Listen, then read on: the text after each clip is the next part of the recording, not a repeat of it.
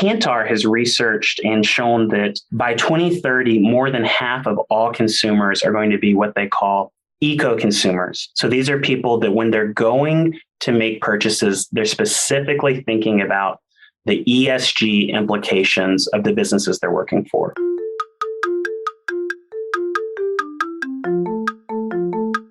This week, we are brought to you by Attest. Attest is a consumer research platform that enables brands to make customer understanding a competitive advantage with continuous insights. By combining unparalleled speed and data quality with on-demand research guidance, the platform makes it simple and fast to uncover opportunities with consumer data and grow without guesswork.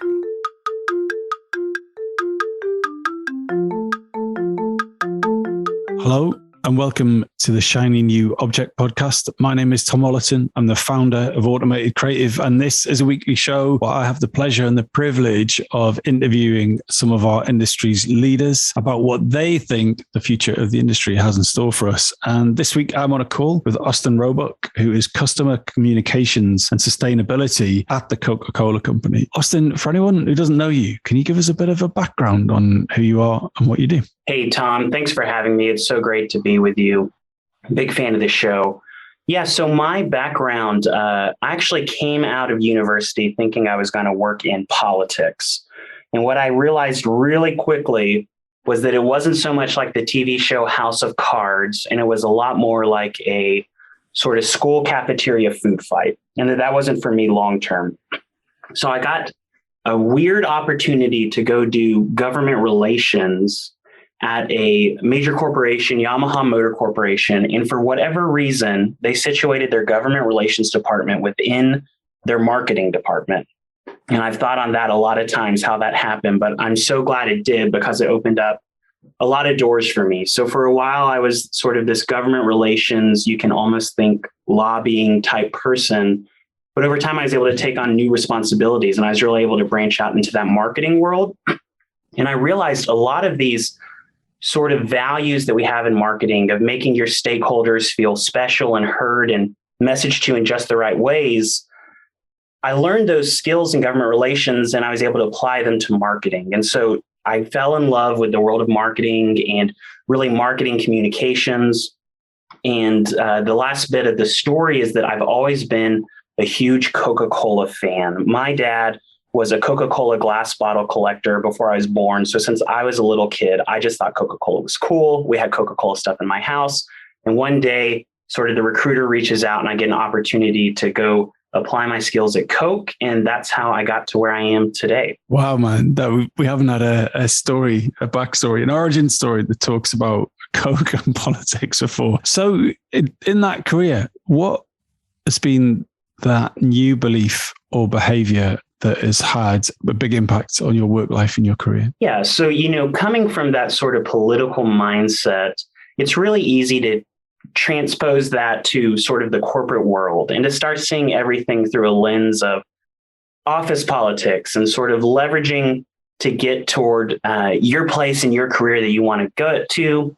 I studied Western philosophy in school, and Machiavelli maybe made a little bit too much sense to me. If I'm just being honest, it was sort of this idea of how do we try and get what we want out of life? How do we seize the day? And, as I got older, as I, had a family of my own, as I went through some life experiences, I realized that there was more to life and there was more to the value of people around me than just sort of trying to get what you wanted in your career. And it was never so intentionally thinking about how you're interacting with people, but just slowly a hardening of how you're thinking through things. And one day I came across this quote that blew me away. And it was C.S. Lewis, who's sort of a English philosopher who lived during World War II. He wrote about everything from war to love. A lot of people know him for the Chronicles of Narnia. He said that humility is not thinking less of yourself, it's thinking of yourself less. And that sort of blew my mind because up until this point, I had always been thinking that humility basically meant saying, I'm not capable. I don't actually have skills that are bringing value. I need to always default to the other person. And that just didn't jive with me. But what I started to realize was, no, this is how you unlock servant leadership. And this is how you can turn around and just think of others more frequently than you're thinking about yourself. And since I unlocked that in my career, it's been a total night and day difference. I mean, everything from my attitude and my joy each day when I'm getting up and coming into the office to actually how effective I am in the workplace and how effective my colleagues and teams around me are. It's really been a game changer. As I explored the quote a little more, I found sort of a follow-up quote that he had.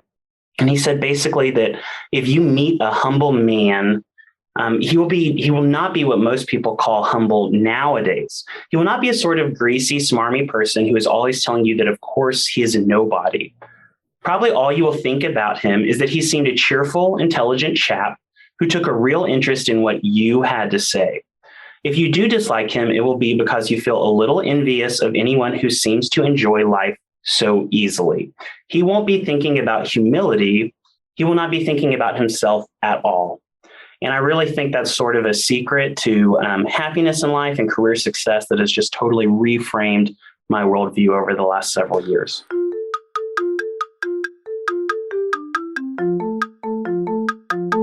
Can I ask you to be specific about when you've applied that thinking and what was the benefit and how can you attribute it to that mindset shift? Yeah, absolutely. So Coca-Cola, the company I work for, has gone through sort of an organizational shift in the last several years where we now work in what's called a networked model.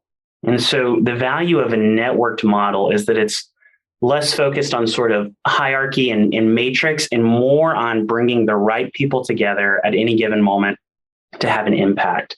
And sort of this change in my mentality lined up with this change in our corporate structure at just the right moment. So working in a networked fashion really means that you're not focusing on job title or next steps after a project. What you're focusing on is having the most high-powered team you can possibly have at any given moment. So what I'm able to do now with this new mindset is come into a project and think about who are going to be the most valuable people to bring into this project. And I'm no longer threatened, right? I'm not thinking about my own career and, gosh, what if I bring all these other people on who are going to get more credit than myself for a project? But instead, I'm thinking who are going to be able to serve our key stakeholders in the best way and bring them together and work in a way where we're just sort of all one team speaking at equal levels. Some people are newer to the organization. Some have been here for decades, and we're just able to partner to drive the work. And one of the major shifts that I think we'll get into in a little bit has been trying to drive sustainability with our own organization, our suppliers, our customers, our consumers.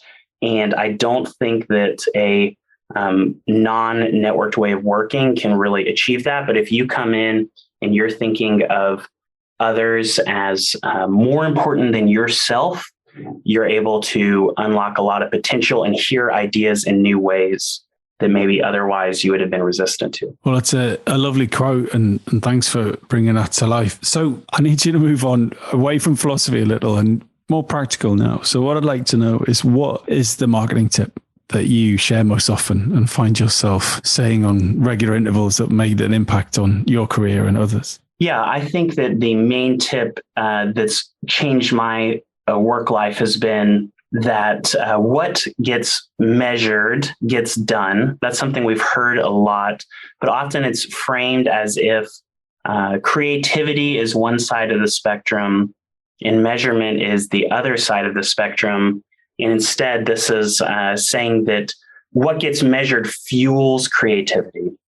And so the idea there being that when you are looking at your operations metrics and you're seeing certain areas that are underperforming, that's what should drive the creativity of your advertising. That's what should drive the creativity of your revenue growth management, of the way that you're going to market, of really what your customer value proposition is.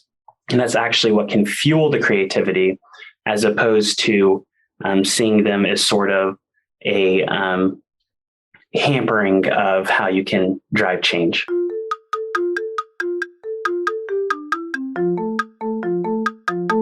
This episode of the Shiny New Object podcast is brought to you in partnership with MadFest. Whether it's live in London or streamed online to the global marketing community, you can always expect a distinctive and daring blend of fast-paced content, startup innovation pitches, and unconventional entertainment from MadFest events. You'll find me causing trouble on stage, recording live versions of this podcast, and sharing a beer with the nicest and most influential people in marketing. Check it out at www.madfestlondon.com.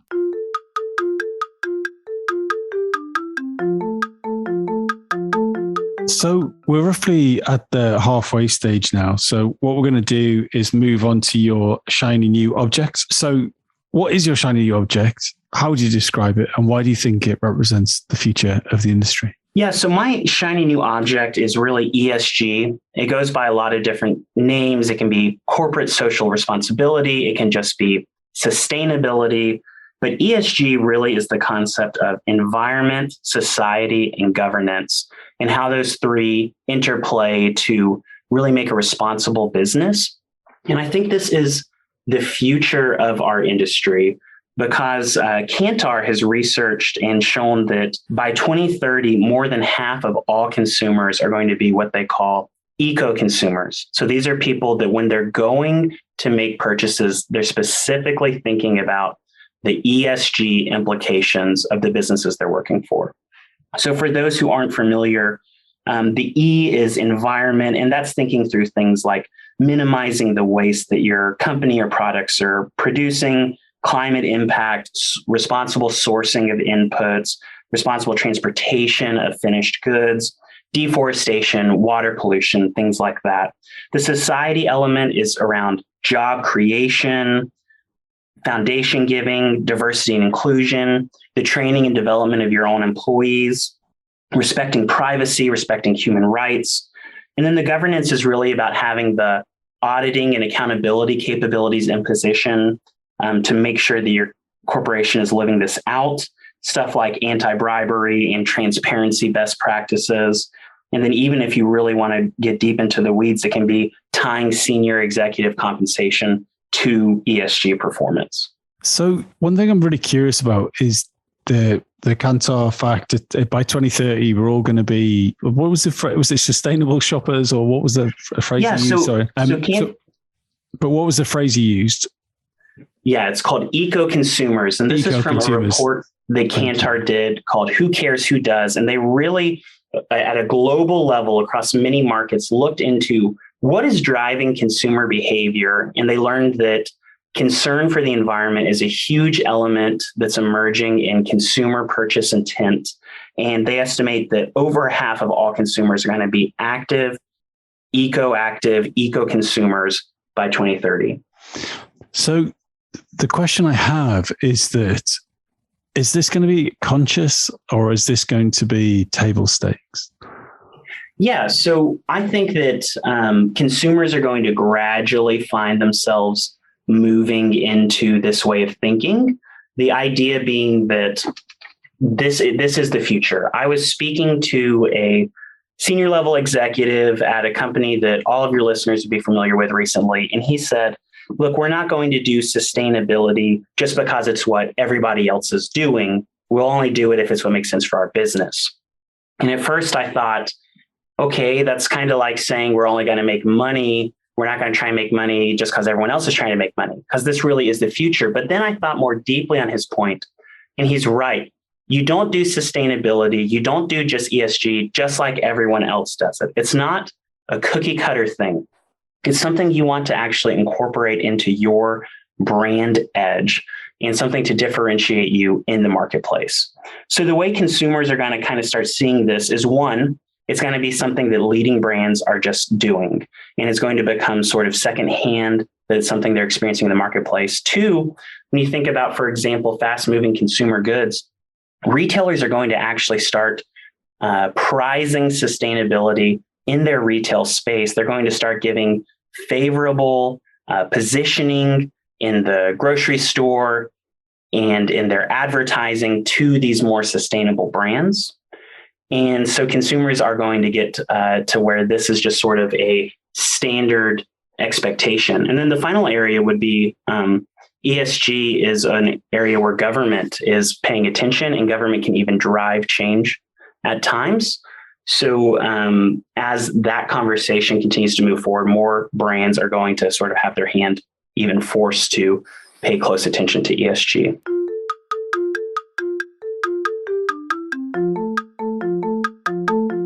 And this is why it makes me think this isn't marketing, because if everyone's doing it, then it's not a point of difference. To your point, it's if everyone's like has, and thanks for going through all the different elements of what ESG could encompass. But if everyone's doing all of those things, then there's nothing to talk about. It becomes table stakes. So there are businesses now that are getting the PR value of leading with an ESG strategy and it becomes marketing. But I don't see how it's going to be a point of difference if everyone's doing it, or am I missing the point? That's a great question, Tom. I actually do think that it's really an opportunity for marketing leaders to differentiate their brand and gain market share sort of in the near term. So if you're saying that sort of every company is going to try and be a responsible corporate citizen, I do think that we're moving in that direction. And just simply being a responsible actor is not going to be enough to win in the marketplace. But you can kind of think that there's two elements to how this drives your marketing. There's sort of what you want to maintain and what you want to magnify when it comes to ESG. So what you want to maintain is all the basics that you were just describing, that everyone is doing this. Everyone is trying to have less waste production. Everyone is trying to have less pollution. That's not going to win in the marketplace, but you have to maintain that at a really high level, because it's going to be a risk potential if you don't, and it could hurt your brand reputation if you don't. But then there's what you want to magnify. And this is going to be specifically what differentiates your brand in the marketplace. So, for example, if you want to tie your brand to really having diversity and inclusion in all of your advertising, that's going to be something that's going to win you brand edge. If you want to be the brand that is actively leading on sustainable packaging and new packages that consumers haven't seen before that are better for the environment, that's going to win you brand edge. And over time, the competition will continue and competitors will catch up. But this is something we're used to in the marketplace, and we'll have to continue to think, how can we strive to be the most environmentally or societally friendly brands in the environment for what our consumers are looking for? And the data will have to lead us to that. There's lots of great studies out there that are looking at what consumers want. And of course, each organization has their own internal research on what their consumers want.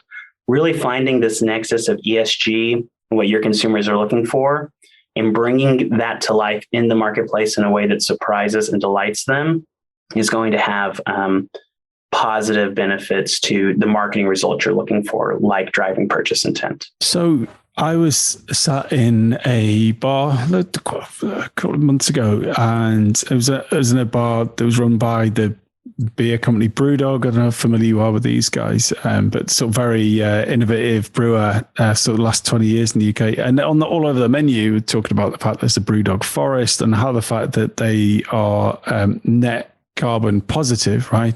So they're not neutral. Whereas at the weekend I was in, I can't remember where I was, but I think I was at a bank or something, and it said, we're on the journey to net neutral in 2030. And it made me think, is there going to be a point where the point of difference might be how net positive you are? Is there going to be this kind of showing off of brands that, we're net positive by 5% or 10%? Because once everyone's at like net zero, then it kind of becomes nothing. So I'm curious, do you think that will it go even further? Will it become a competition between brands? So I really see that there's kind of two types of brands that I'll hold up as options. Of course, there's lots of nuance here, but you can go sort of the Ben and Jerry's route, which is sort of a well-known Unilever ice cream brand, where they very much incorporated ESG into their very brand identity.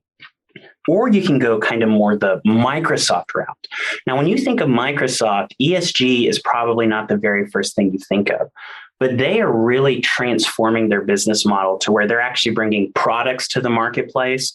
They're going to help their business customers be more sustainable. They're publishing sustainability guides on how you can pivot your business to be more sustainable. And then they've also done all the things you're referencing, like having one of the most ambitious carbon reduction goals. They're going to be zero carbon by 2030 is their desire. And that's something that is really industry leading in many ways.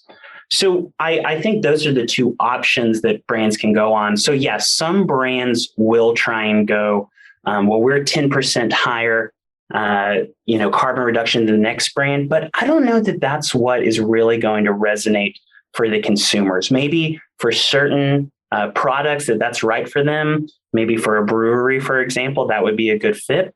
I think it's really going to be more that storytelling around impact, showing how lives are being changed or communities are being improved or the planet is healthier through your activities. And then how you're doing that in a unique way that ties back to your business in particular. So you were talking about breweries. One of the brands that I've seen do this very well is an organization called the Maine Beer Company. They've made award-winning IPAs that some people say are the best IPAs in the world. But really their entire brand identity is around sustainability and giving back to the community. And it's hard to think of that brand without those two assets. So I see it less as I'm giving back 4%, my metrics 4% more in this area than that area. I think that's important. If you're thinking about a corporation and trying to bring in the best possible talent, if you're thinking about having credibility with external stakeholders, you're going to want performance on the metrics. But really, it's the storytelling and tying that into how it's a unique proposition your brand is delivering that's going to resonate most in the marketplace. Well, unfortunately, Austin, we're at the end of the podcast now. So what I'm going to do is ask you if anyone would like to get in touch with you about ESG, C.S. Lewis, or anything else you've talked about. How would you like them to do that and where? Yeah, I think the best place is LinkedIn. I would love to continue this conversation with anyone who's listening on any of the topics we've discussed today, in particular around ESG. I'd love to share with you some of the value of finding NGO partners that can help vet this process, the value of running an enterprise risk assessment, and really even striving to be the person in your organization that is leading cross-functional projects that can tie this into your brand and really make an impact in the marketplace. So find me on LinkedIn. You have all my information. I'd love to connect with you then. Austin, thank you so much. Thanks, Tom. Hi, just before you go, I'd really appreciate it if you could take the time to write a review of the Shiny New Object podcast on Apple Podcasts or iTunes, whatever it's called these days, or whichever podcast provider you use. We're an indie podcast, so it would go a long way for us if you could just share the word and give us a bit of a support on those channels. That'd just be fantastic. If you haven't got time, that's also cool. And yeah, if you could tell your colleagues about the podcast, and also, if possible, don't forget to subscribe. And I'd love to hear your feedback. If you'd like to speak on the podcast or be a guest, or you think I'm asking the wrong questions, anything, I'd be super interested to hear what you think. So please email me at tom@automatedcreative.net. That's TOM at, I'm not going to bother spelling it. Anyway, you'll work it out. Thanks so much.